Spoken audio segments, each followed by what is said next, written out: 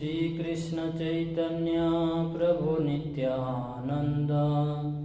श्री अद्वैत गदाधर शिवासादि श्री गौर भक्त बिंद। हरे कृष्णा कृष्ण कृष्ण हरे हरे, हरे राम राम राम हरे हरे। ओम नमो भगवते वासुदेवाय।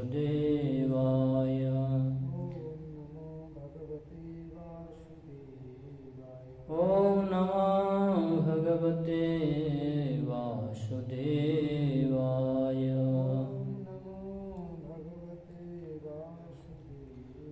ओम नमो भगवते वासुदेवाय।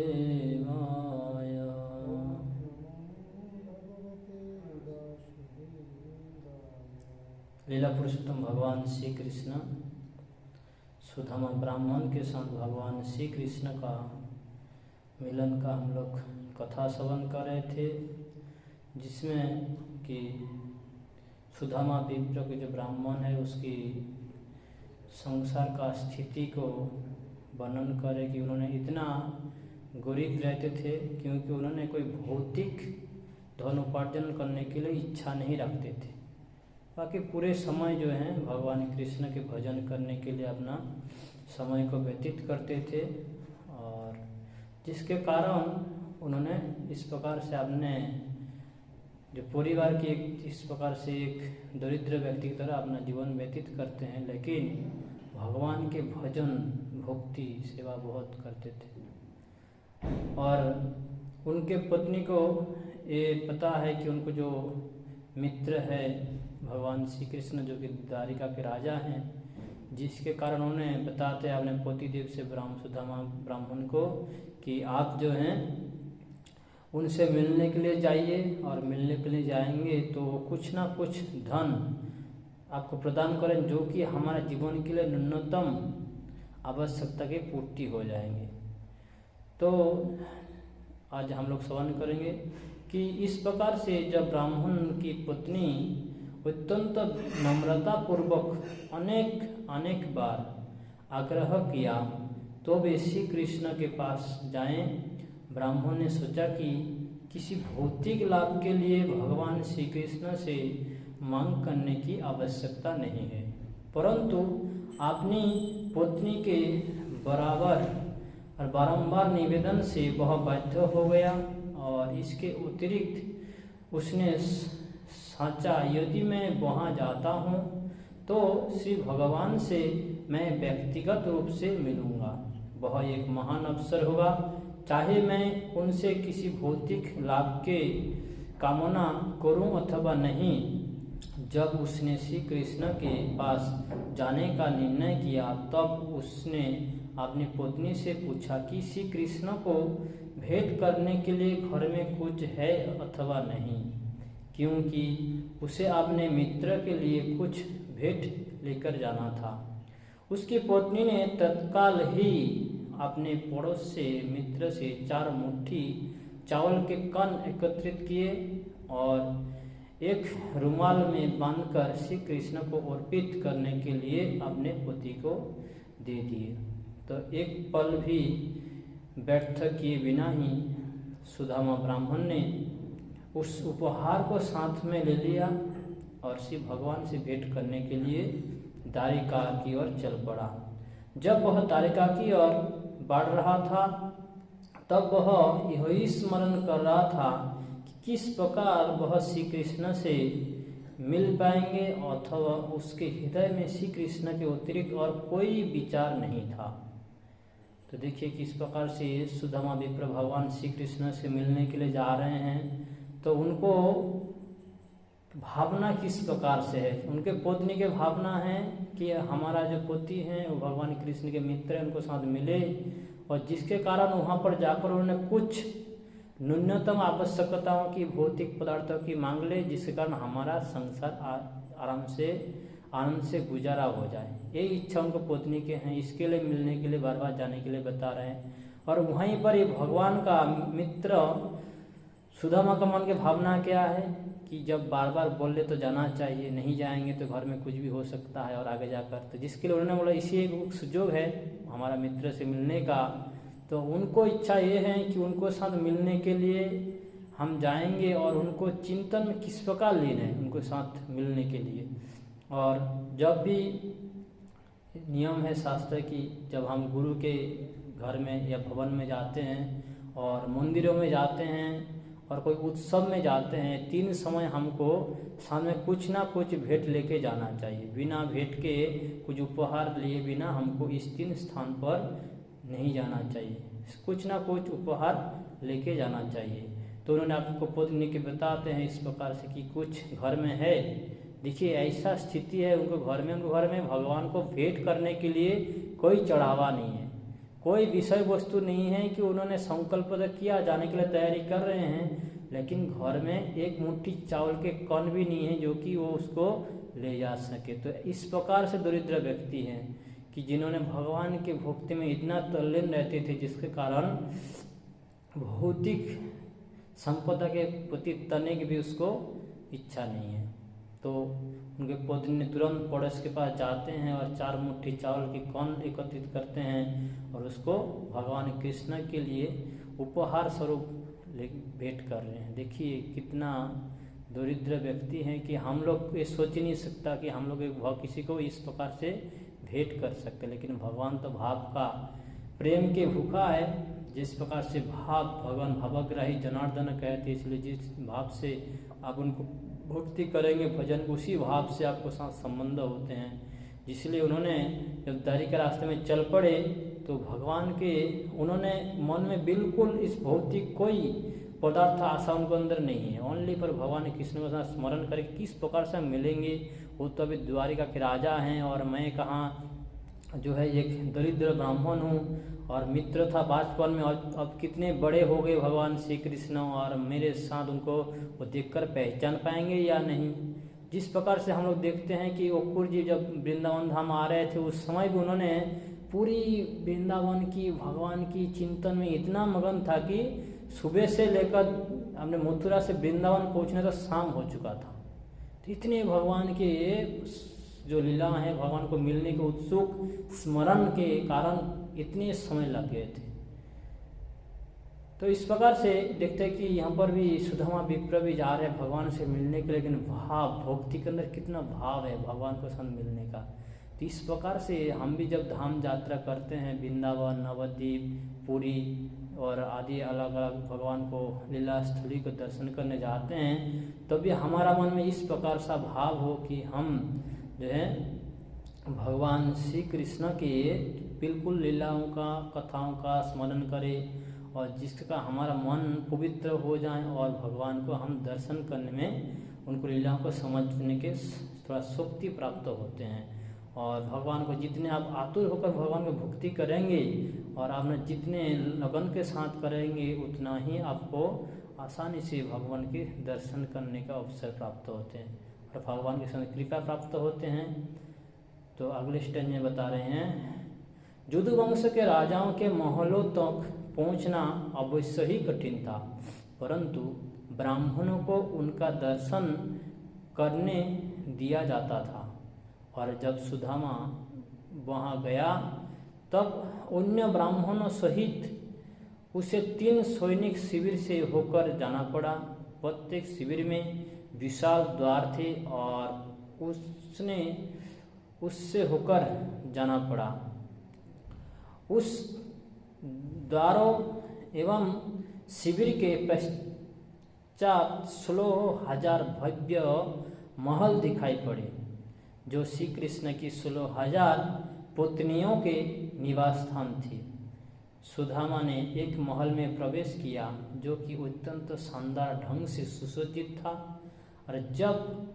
उसने इस सुंदर महल में प्रवेश किया तब उसे लगा कि वह दिव्य आनंद के सागर में तैर रहा है, और उसे प्रतीत हुआ कि वे उस दिव्य सागर में अनेक गोते लगा रहे हैं। और जैसे ही भगवान के साथ मिलने के लिए आपने इस प्रकार मन में आतुर भाव लेकर अपने पहुँचे, तब उन्होंने पहले 3 द्वार को, शिविर को पार के, जहाँ पर सोने का छोटे छोटे टुकड़े रहते हैं द्वार को पार करने के लिए, और उस समस्त गेट जो है द्वार है उसको पार करते हुए जब अंदर जाते हैं तो 16,000 महिषी के, भगवान के पुत्नियों के बड़े बड़े इमारत, महल, सुंदर महल दर्शन करने का सौभाग्य प्राप्त हुए। और ये दर्शन करते हुए जब जा रहे थे उन्होंने एक महल के अंदर प्रवेश किया जिसमें कि बहुत सुंदर रूप से उनको सुसज्जित किया गया था। और ये दर्शन करते हुए उनके अंदर दिव्य आनंद का सागर में उनको मन डूब गया, मतलब इतना आनंद उसको प्राप्त हो रहे उसके अंदर कि उसका वर्णन नहीं किया जा सकता, इतने आनंद है। तो उस समय भगवान श्री कृष्ण महारानी रुक्मिणी की शैया पर विराजमान थे और अत्यधिक दूरी से भी वे उस ब्राह्मण को अपने घर आते हुए देख रहे थे तथा वे उसे अपने मित्र के रूप में पहचान गए। भगवान श्री कृष्ण ने तत्काल ही अपने गद्दी छोड़ी और अपने ब्राह्मण मित्र का स्वागत करने का उद्देश्य से आगे आए और वहां पहुंचने पर उन्होंने सुदामा को अपनी दोनों भुजाओं से आलिंगनबद्ध किया। भगवान श्री कृष्ण दिव्य आनंद के भंडार है, तथापि उस दरिद्र ब्राह्मण का आलिंगन करके उन्होंने स्वयं अत्यधिक आनंद का अनुभव किया, क्योंकि वे अपने अति प्रिय सखा से मिले। श्री कृष्ण ने उसे अपनी शैया पर बिठाया और उसे अर्पित करने के लिए वे स्वयं ही सभी प्रकार के फल, पेय पदार्थ लाए, जैसा कि पूजनीय अतिथि के सत्कार के लिए आवश्यक है। भगवान श्री कृष्ण सर्वाधिक पवित्र है, परंतु वे एक साधारण मनुष्य का जीवन व्यतीत कर रहे थे, अतएव उन्होंने तत्काल ही उस ब्राह्मण के पैर धोए और स्वयं के शुद्धिकरण के लिए उस जल को अपने सिर पर छिड़काया।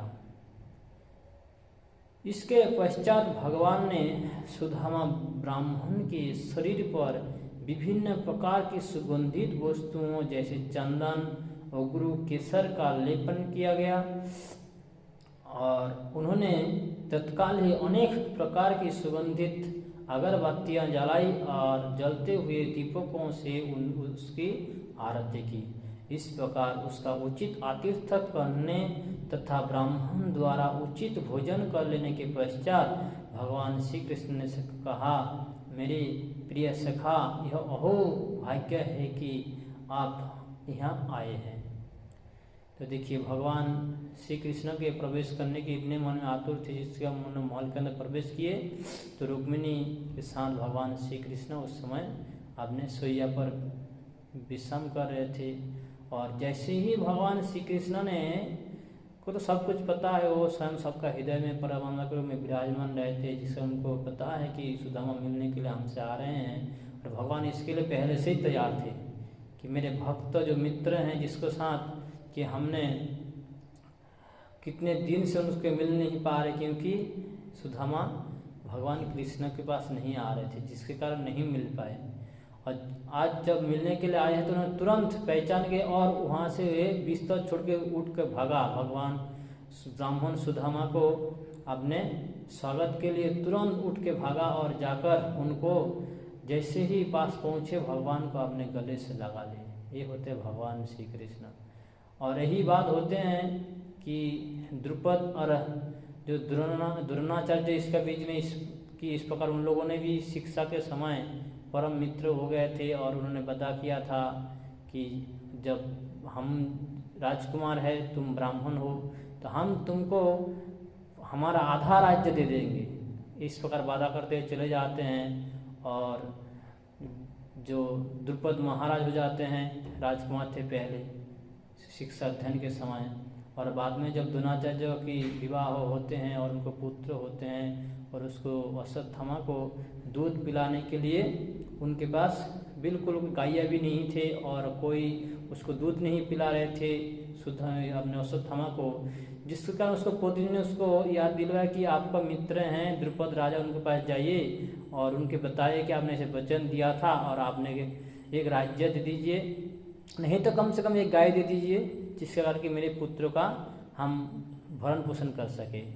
तब जब द्रोणाचार्य उनके पास जाते हैं तो उन्होंने वहाँ पर उसको पहचानने से इनकार कर देते, बोलते हैं मैंने तो ऐसा कभी बड़ा किया ही नहीं।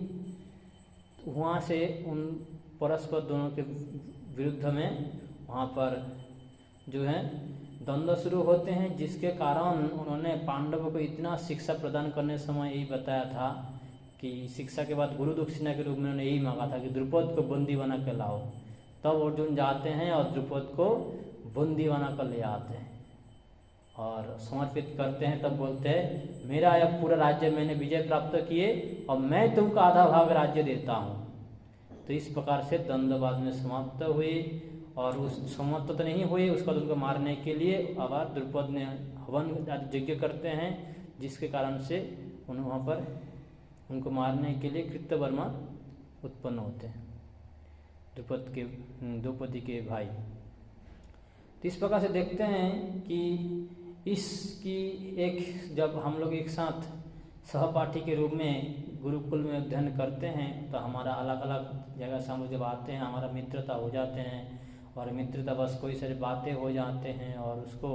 निभाना बाद में जो सही व्यक्ति होते हैं उसको निभाते हैं और जो दुष्ट होते हैं बाद में उसको नहीं निभा पाते। यहाँ पर देखते हैं भगवान श्री कृष्ण के साथ सुदामा विप्र का मित्र संबंध था, जिसके कारण वो भी उनको साथ गुरुकुल में घटना घटी कुछ, जिसके कारण इतना बिछड़ हुआ उनको साथ। लेकिन जब उन्होंने मिलने के लिए आए हैं कृष्ण से तो कृष्ण ने तुरंत आपने उस सोया छोड़कर भागा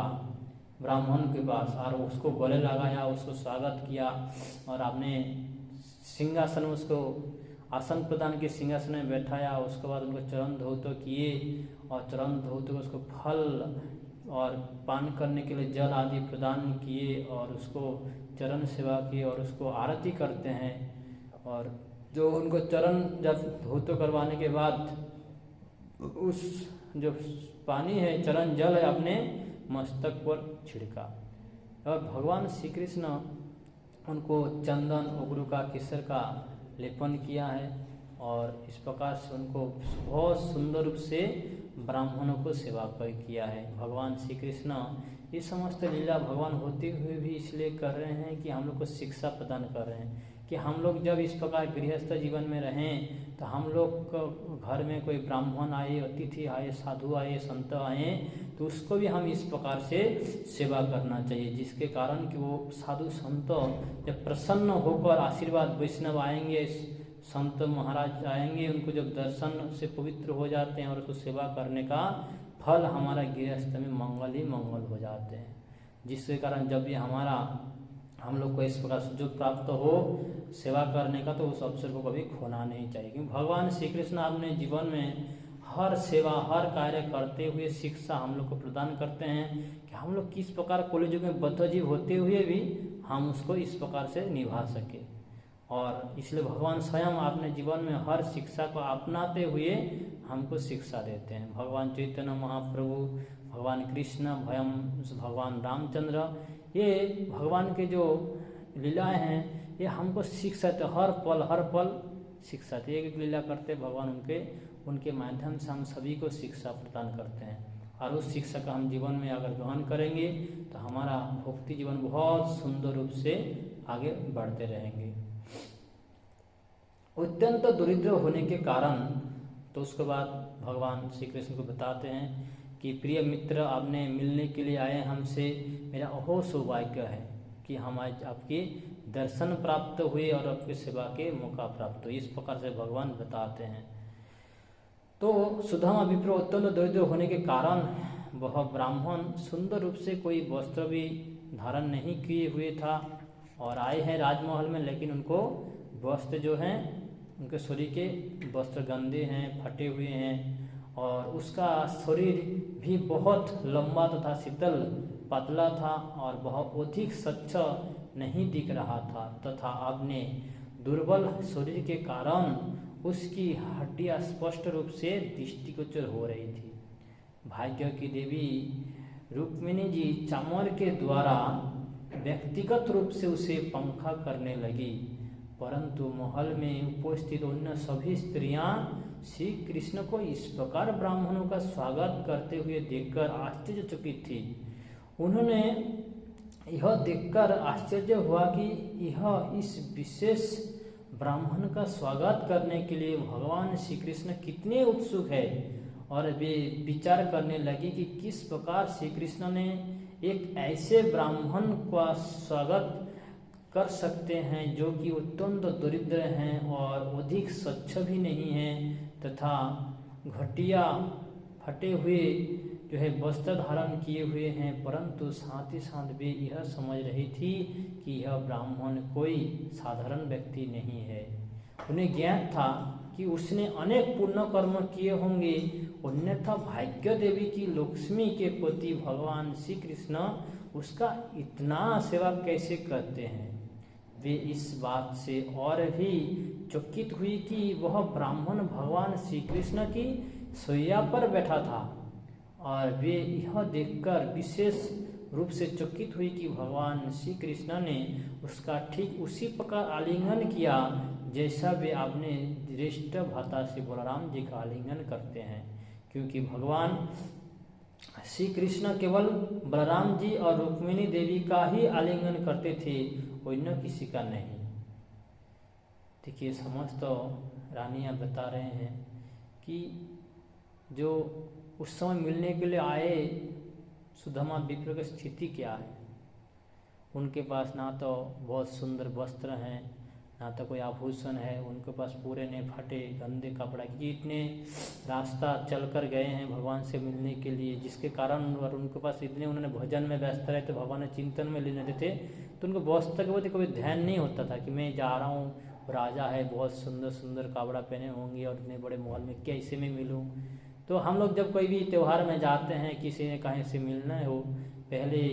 कम से कम हम लोग इसको ध्यान रखते कि बहुत सुंदर रूप से तैयार होकर जाना चाहिए, नहीं तो आदमी क्या कहेंगे बाहर का आदमी। लेकिन जब आप मंदिर में जा रहे हो और गुरु से मिलने के जा रहे हो, और ये दोनों जो स्थिति हैं, उस समय आपको भौतिक शरीर के हमारा आप साज सज्जा को उतना ज़्यादा ध्यान नहीं देना चाहिए, क्योंकि इसका शिक्षा देखिए यहाँ प्राप्त होते हैं कि उन्होंने भगवान से मिलने के लिए जा रहे, उन्होंने कैसे भी करके तो उनके लिए थोड़ा सा भेंट उपहार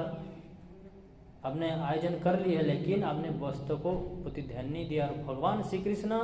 तो हमारा हृदय के भाव देखते हैं, जिसके कारण उन्होंने आपने मित्र आए हैं इस प्रकार से, इस स्वरूप से आए हैं, उसको देखकर उन्होंने उसको इनकार नहीं की, उनको जाते भागते हुए स्वागत करते हैं। आपने भगवान के जो आपने मित्र माना, इसलिए आपने शैया पर बैठाया उसको,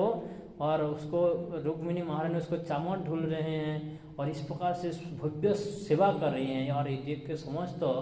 जो उनको स्त्रियां हैं और वो देख कर चकित हो गए। जय श्री जगन्नाथ गुरुदेव स्वतंत्र गोविंदा लक्ष्मी नरसिंह भगवान की जय।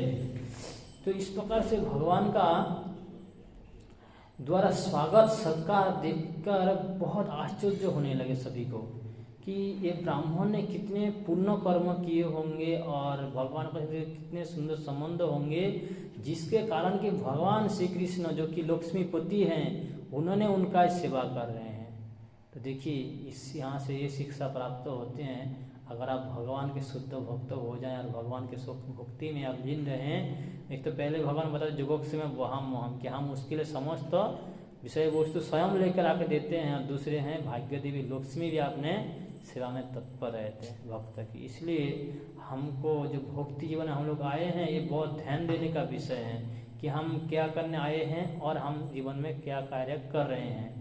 तो इसलिए जब हमको, अगर हम धन के पीछे, लक्ष्मी के पीछे पड़ेंगे, तो लक्ष्मी जी का जो वाहन क्या है, उल्लू है। वो उल्लू को लेकर साथ में आते हैं जब लक्ष्मी को हम बुलाते हैं, और वो लक्ष्मी तो हमको भी उल्लू बना कर चला। किस प्रकार से, जिसके बहुत ज़्यादा धन वैभव होते हैं, देखो उनको ना तो नींद आता है, ना तो चैन में रह पाते, ना उनके लिए सुरक्षा की शांति है। उधर गेट खोल दो, दर्शन करने आए हैं।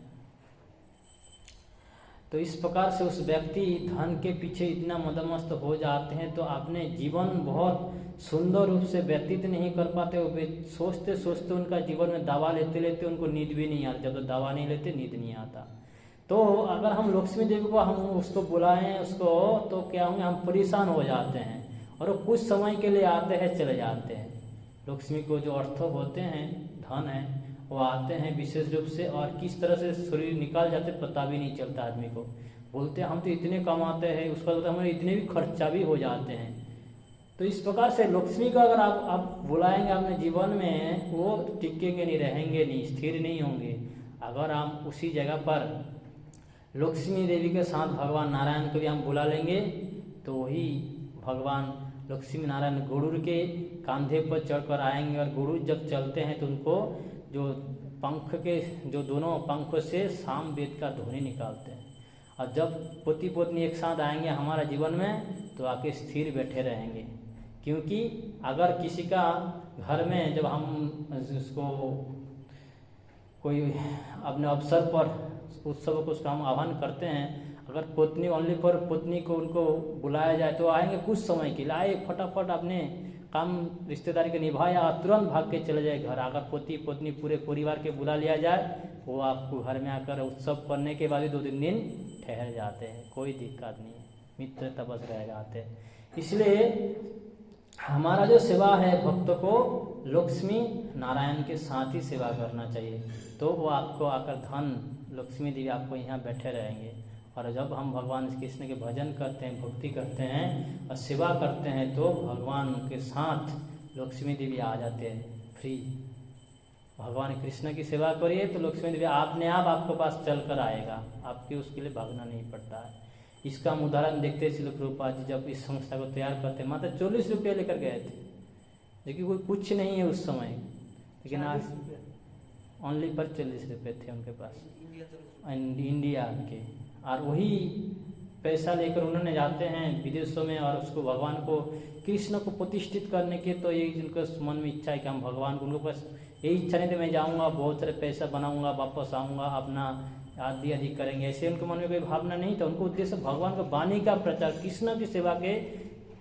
उनको मन में भावना था, जिसके कारण भगवान कृष्ण पूर्ण रूप से उनको सहायता करते हैं, शक्ति प्रदान करते हैं। और आज देखते हैं उन्होंने 10 सालों के अंदर 108 मंदिर स्थापन कर पूरा वर्ल्ड के अंदर इंटरनेशनल सोसाइटी पर कृष्ण कॉन्शसनेस स्थापन करते हैं। तो ये जब भगवान कृष्ण की सेवा करेंगे, लक्ष्मी देवी आपको पीछे पीछे चलते रहेंगे सेवा करने के लिए। इसके लिए लक्ष्मी के लिए भागना नहीं पड़ते हैं। तो इसलिए यहाँ पर बता रहा है कि जो सुदामा विप्र हैं, उनको भगवान श्री कृष्ण को उनको इतना सेवा किया, साथ ही साथ वहाँ पर रुक्मिणी महारानी सब उनको चामच धुल रहे हैं। तो ये देखकर बाकी जो रानियाँ हैं देखकर चकित हो गए कि ब्राह्मण कितने पूर्ण कर्म किए होंगे, जिसके कारण आज भगवान का उस बिस्तर में जहाँ किसी को जाने का साहस भी नहीं होते हैं, बैठने का दूर की बात है, वहाँ जाकर सुदामा विप्र को बैठाया गया है, उनकी सेवा चल रही है। और उनके शरीर में ऐसे कोई वस्त्र भी बहुत सुंदर नहीं है कि उसको देखने के लिए खड़े होंगे। चलो आ रहे प्रधानमंत्री सब लाइन से खड़े हो जाते हैं, पहले सुबह से खाना पीना छोड़ छाड़ के अगर उनको प्रोग्राम हो जाए लुधियाना की या पंजाब में, तो कितने रास्ता ट्रैफिक बंद करके उसको देखने के लिए व्यक्ति सब खड़े हो जाते हैं। तो इस प्रकार से सुदामा विप्र जब आए सेवा चल रही है, तो सभी महलों के रानियों देखने के लिए आए, वो देख अरे क्या है, तो कोई सुंदर वस्त्र नहीं, बाहर आभूषण, लेकिन इनको अंदर भक्ति है और इनके पूर्ण कर्म भरे हुए हैं, जिसके कारण तो भगवान के साथ आज मिलन संभव हुआ। भगवान जो श्री कृष्ण बलराम जी का रुक्मिणी महारानी का आलिंगन प्रदान करते हैं, उसी आलिंगन सुदामा विप्र को मिल रहा है। कितने सौभाग्य की बात है। इस प्रकार से ब्राह्मण का समुचित प्रकार से स्वागत करने तथा अपनी शैया पर बिठाने के पश्चात भगवान श्री कृष्ण ने कहा, मेरे प्रिय ब्राह्मण मित्र,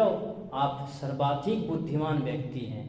और आप धार्मिक जीवन के सभी सिद्धांत से परिचित हैं। मुझे विश्वास है कि हमारे गुरुदेव के गृह से अपना शिक्षा पूर्ण